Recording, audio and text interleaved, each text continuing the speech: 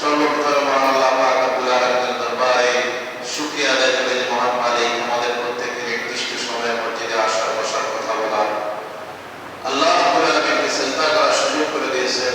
এজন্য রব্বুল আলামিনের দরবারে শুকরিয়া স্বরূপ করি আলহামদুলিল্লাহ। আসলে আকরাম সাল্লাল্লাহু আলাইহি ওয়াসাল্লামের শাহে দুরূদ সালাম তেলাওয়াত করে যিনি সাইয়্যিদুল মুরসালিন ইমামুল মুরসালিন খাতামুন নবিয়্যিন, সকলে একবার দুরূদ শরীফ তেলাওয়াত করি সাল্লাল্লাহু আলাইহি ওয়াসাল্লাম। আমরা আজকে কথা বলবো জাহান্নাম নিয়ে। কি নিয়ে? জাহান্নাম।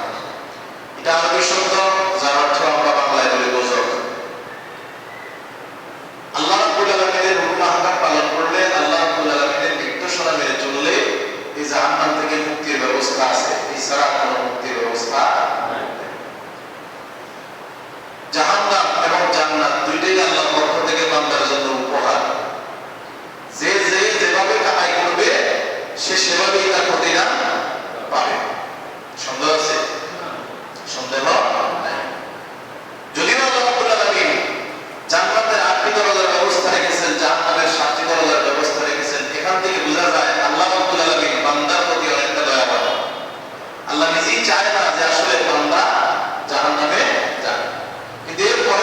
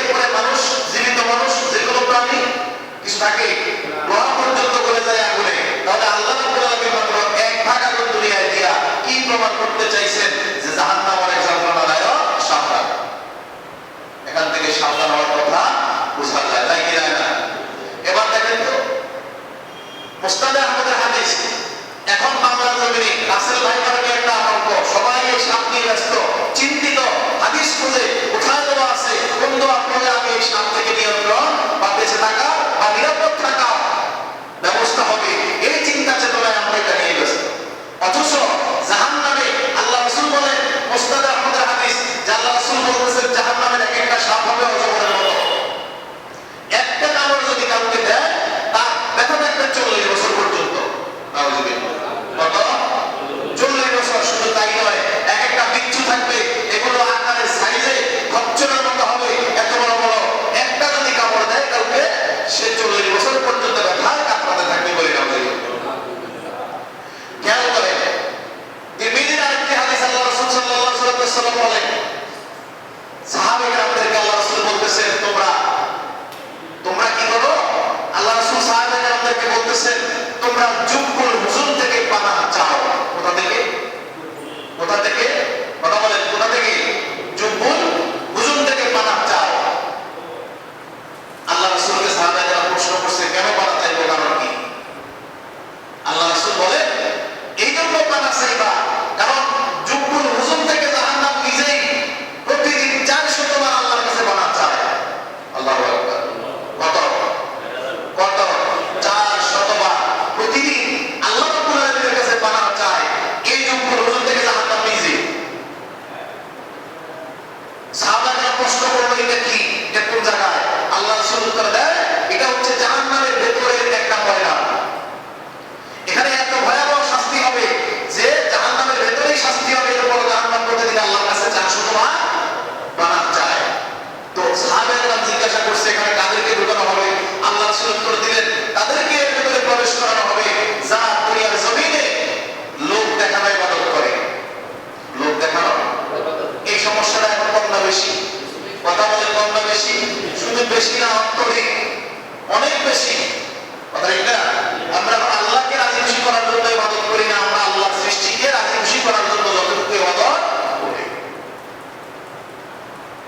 খেয়াল করেন, সহিহ মুসলিমের হাদিস, আল্লাহ রাসূল সাল্লাল্লাহু আলাইহি ওয়াসাল্লাম বলেন, জাহান্নামের যে মানুষগুলো থাকবে তাদেরকে তিনাতুল খাবাল নামক এক প্রকারের জোশ পান করানো হবে। এখন সাহাবারা প্রশ্ন করছে, এটা কি? আল্লাহ রাসূল উত্তর দিয়েছেন, হচ্ছে জাহান্নামীদের পুষ। এটা কি? এটা কি? কথা বলেন, জাহান্নামীদের পুষ। কেন খাওয়া হবে? কারণ এরা দুনিয়ার জমিনে নেশাজাত দ্রব্য, মাদক দ্রব্য সেবন করত। জি, কথা বলেন, কি? নেশাজাত দ্রব্য কিংবা মাদক দ্রব্য সেবন করত, যার জন্য আল্লাহ রাব্বুল আলামিন তাদেরকে শাস্তি দিবেন, পানি দিবেন না, পুষ দিবেন। কাদের? জাহান্নামীদের। নাউযুবিল্লাহ। এই জাহান্নামে যাবে কারা? পবিত্র কোরআন অসংখ্য বর্ণনা দিচ্ছে, বিভিন্ন শ্রেণীর মানুষ জাহান্নামে যাবে। সবগুলো কথা একদিনে, এক মাসে বলা সম্ভব না, কিন্তু এরপরেও মূল কিছু কথা বলবো। যেমন সূরা নিচে আছে, উদাহরণ হিসেবে বলি, সেখানে বলা আছে আপনি এতিমের হক খাবেন, সেখানে আল্লাহ রাব্বুল আলামিন বলছে আপনি অচিরেই কোথায় যাবেন? জাহান্নামে যাবেন।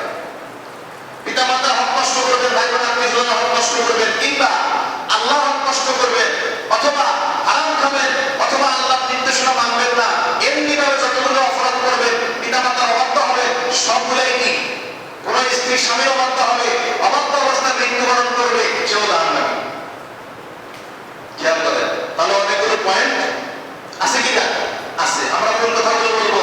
সূরা মুদ্দাসসির আয়াত 42 থেকে 48। সূরা মুদ্দাসসির আয়াত 42 থেকে আল্লাহ রাব্বুল আলামিন জাহান্নামীদেরকে প্রশ্ন করবেন জান্নাতীদের দ্বারা। জান্নাতীরা প্রশ্ন করবে, কারণ জান্নাতীরা জান্নাতগুলো খুঁজে দেখবে, তাদের আত্মীয়স্বজন নাই, যারা তাদের পরিচিতরা নাই, তাহলে এরা গেছে কই? আল্লাহ রাব্বুল আলামিনের কাছে। তখন এরা নিজেরা কথা বলবে, আল্লাহ তাদের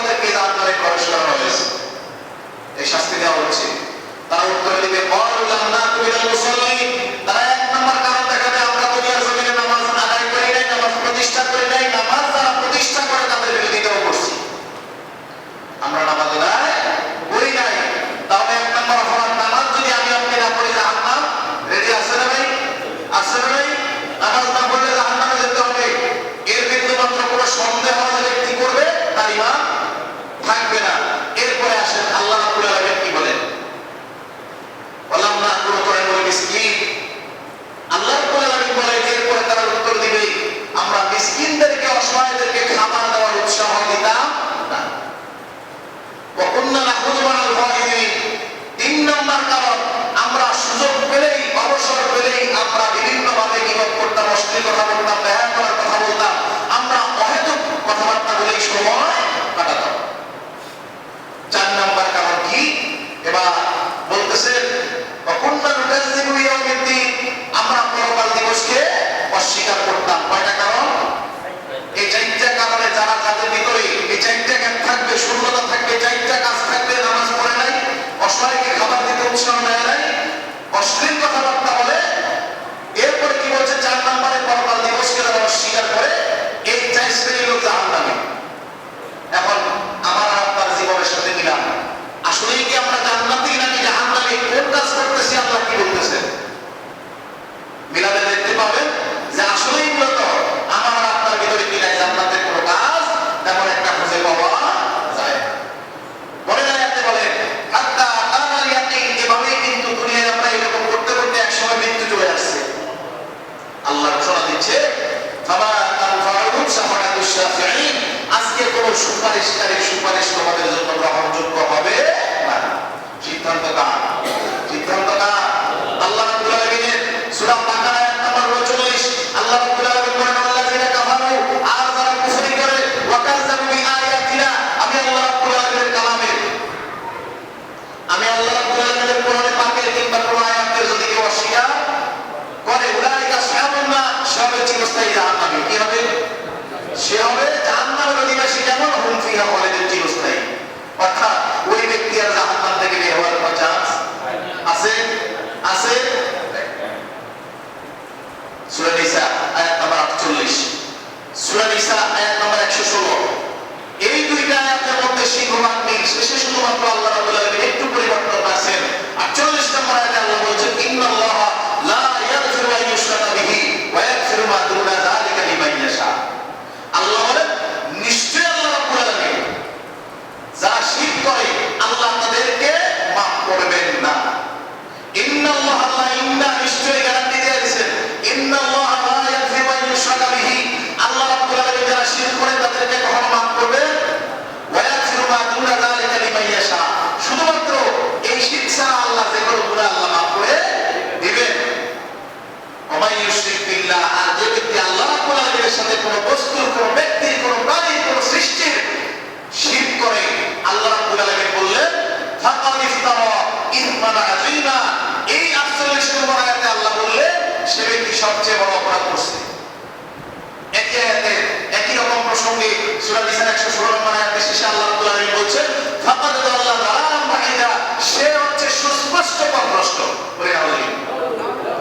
এবারে জাহান্নামের ভিতর থাকবে তারা, খেয়াল করেন, তলদেশ, উপরে যেমন মাছে কয়েকটা পদ্ধতি আছে, কেউ উপরে থাকে ভাসমান অবস্থায়, কেউ মাঝামাঝি, কেউ বা নিচে গভীরে থাকে না, থাকে তো কিছু মাছ আছে কাদার নিচেও থাকে। আমি আর আপনি যখন গ্রামে আলু পোড়া দিই, আলু গোলা বুঝলেন তো, সব করে সিজনে যখন প্রথম আলু হয়, আলুটা পোড়া দেয় আলুদের উপরেটা ভিতরে, কথা বলে মনে হয় উপরেটা ভিতরে, কেন? ওখানে তাপমাত্রা বেশি, তাপমাত্রা। এই যে আমাদের এই দুনিয়ার মধ্যে 3 শ্রেণীর মানুষ পাওয়া যায়, যে কাফির, যে মুমিন, যে মুনাফিক। কাফিরকে স্পষ্টভাবে চেনা যায়, মুমিনকে স্পষ্টভাবে চেনা যায়, কিন্তু মুনাফিক এর খুবই ভয়ঙ্কর। আল্লাহ রাসূল তার থেকে, মুনাফিক থেকে উম্মতদেরকে সতর্ক থাকার আহ্বান জানিয়েছেন। কারণ কি? কারণ এই দুই দিকেই আছে, তার রং ধরা বড় মুশকিল, সেই বিপজ্জনক, সবচেয়ে বেশি ইসলামের সবচেয়ে বেশি ক্ষতি সেই করে। এজন্য তার স্থান নির্ধারণ করে দিলেন আল্লাহ রাব্বুল আলামিন সূরা নিসা আয়াত নম্বর 145, সূরা নিসা আয়াত নম্বর 145 আল্লাহ রাব্বুল আলামিন বলেন, কি বলেন দেখেন, ইন্নাল মুনাফিকিনা ফিদ দারকিল আসফালি মিনান নার, মুনাফিকের স্থান কোথায়? জাহান্নামে। কোথায়? কোন জায়গায়? তলদেশে। কোন জায়গায়?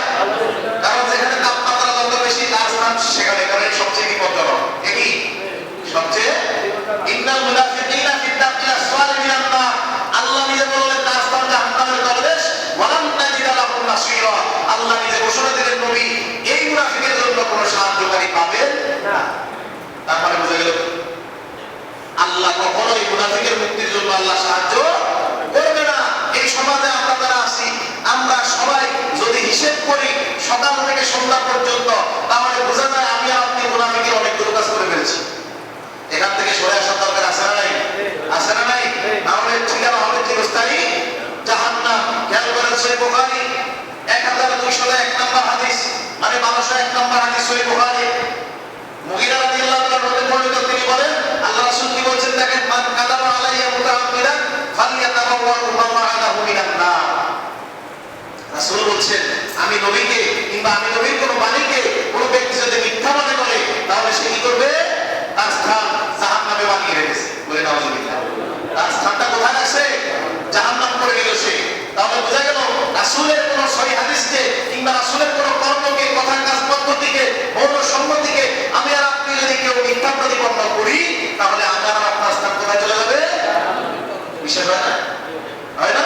এবার এই জাহান্নামে এত শাস্তি দিবে, এই শাস্তির কারণ কি? শাস্তি স্থায়ী না অস্থায়ী, কম না বেশি? এজন্য আল্লাহ রাব্বুল আলামিন সূরা আলার 12 এবং 13 নম্বর আয়াতে বলেন আল্লাযী ইয়াসলান নারাল কুবরা সুম্মা লা ইয়ামুতু ফিহা ওয়া লা ইয়াহইয়া। আল্লাহ বলতেছেন আল্লাযী ইয়াসলান নারাল কুবরা, এই জাহান্নামের আগুনটা হচ্ছে সবচেয়ে ভয়ানক, বিভৎস। আছে না নাই? আছে না নাই? আমরা মরি নাই, মৃত্যুবরণ করি নাই, কবরে যাই নাই, জাহান্নামের আযাব চোখে দেখি নাই, এজন্য আমাদের বিশ্বাস হয় না। যখন বিশ্বাস হবে তখন আর এই আমলের পরিবর্তন করার কোনো চান্স আছে? দুনিয়ায় ফেরত আসার কোনো সুযোগ? এজন্য আল্লাহ রাব্বুল আলামিন বলছেন সুম্মা লা ইয়ামুতু ফিহা ওয়া লা ইয়াহইয়া। এই জাহান্নামে যারা থাকবে তারা কেউ সেখানে বাঁচবেও না, আবার মরবেও না। কথা বুঝেন? বাঁচবেও না, আবার শাস্তি দিতে দিতে মুমূর্ষু অবস্থা যখন পড়ে যায়, যে অবস্থা আল্লাহ আমাদের কে জীবিত করবেন, আবার সেখানে তাকে শাস্তি দেওয়া শুরু। শাস্তি দেওয়া কি? দুনিয়ার জমিনে কোনো আসামি যদি, বাংলাদেশ পুলিশের নিয়ন্ত্রণে যদি কোনো আসামি থাকে, এই লোকটাকে রিমান্ডে নেওয়ার পরে যদি মারে অসুস্থ হয়ে যায়, তাকে হসপিটালে নেয় না, ট্রিটমেন্ট করে না, সুস্থ হওয়ার পরে কি শাস্তি মাপ না আবার শুরু? কথা হয় না? শাস্তি মাপ না আবার শুরু? তাহলে এখন দুনিয়ার আইন যদি এটা বলে, আল্লাহ আইন কি বলে? আরো সহজ না কঠিন? শাস্তি কম না বেশি? এখন প্রস্তুত আছি তো শাস্তি গ্রহণ করার জন্য? আছি? সুতরাং সাবধান, আমলের পরিবর্তন করা জরুরি। যে আমল করলে আল্লাহ এবং রাসূলকে পাওয়া যাবে, সে আমলের পরিবর্তন করা কি একান্ত জরুরি। আল্লাহ আমাদের প্রত্যেককে তৌফিক দান করে, আমিন। এবার খেয়াল করেন সূরা নাবা আয়াত 21 থেকে 30। সূরা নাবা আয়াত নাম্বার, আল্লাহ রাব্বুল আলামিন বলেন ইন্না জাহান্নামা কানাত মিরসাদা, নিশ্চয়ই জাহান্নাম একটি গোপন ফাঁদ। এটা কি গোপন ফাঁদ? লিতাগিনা মাআবা, এটা তৈরি করা হয়েছে সীমালঙ্ঘনকারীদের জন্য। যারা সীমালঙ্ঘন কাকে বলে? আল্লাহর আইন যারা মানে না তাদেরকে বলে। কথা বুঝলেন না? আল্লাহ আদেশ নিষেধগুলো যারা মানে না, এরাই সীমালঙ্ঘনকারী। আর এদের অবস্থান কি? এদের শাস্তি কি?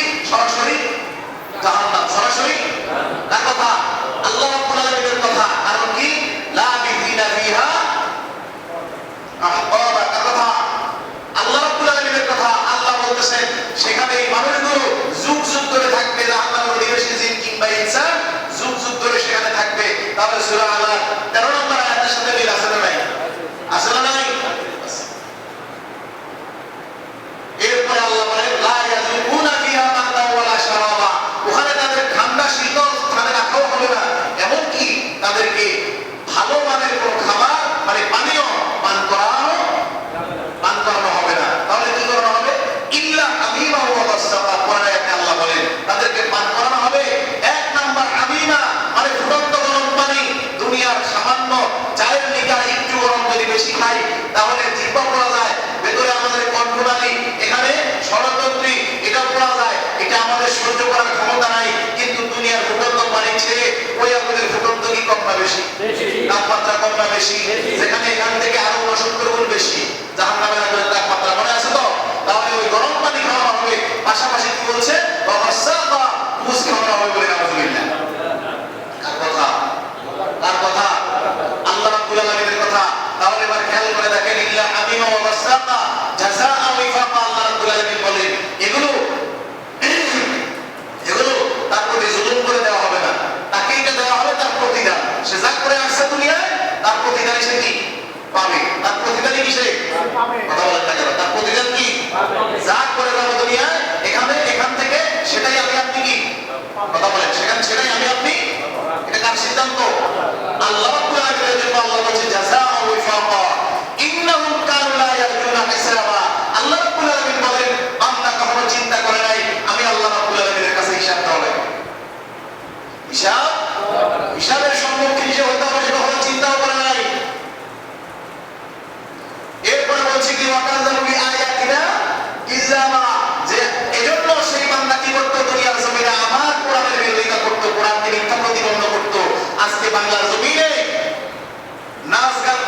জন্য যদি কেউ কথা বলে অনুমতি লাগে না, কিন্তু বাংলাদেশে এমন একটা অবস্থান হয়ে গেছে, কোরআনের কথা বলবে আল্লাহর জমিনে, আল্লাহর কোরআনের কথা আল্লাহর বান্দাদের সামনে আল্লাহর প্রদত্ত জবান দিয়ে মানুষের সামনে উপস্থাপন করবে।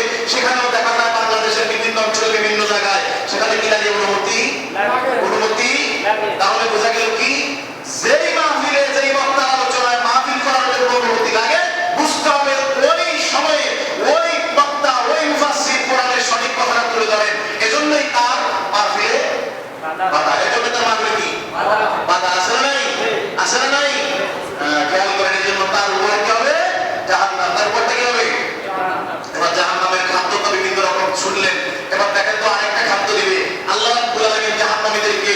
সূরা দুখান আয়াত 43 এবং 44। কোন সূরা?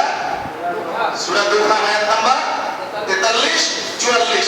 আল্লাহ রাব্বুল আলামিন বলতেছেন এখানে, ইন্না শাজারাতাজ যাকুম, জাহান্নামীদেরকে আল্লাহ রাব্বুল আলামিন যাকুম নামক একটা ফল খাওয়াবেন।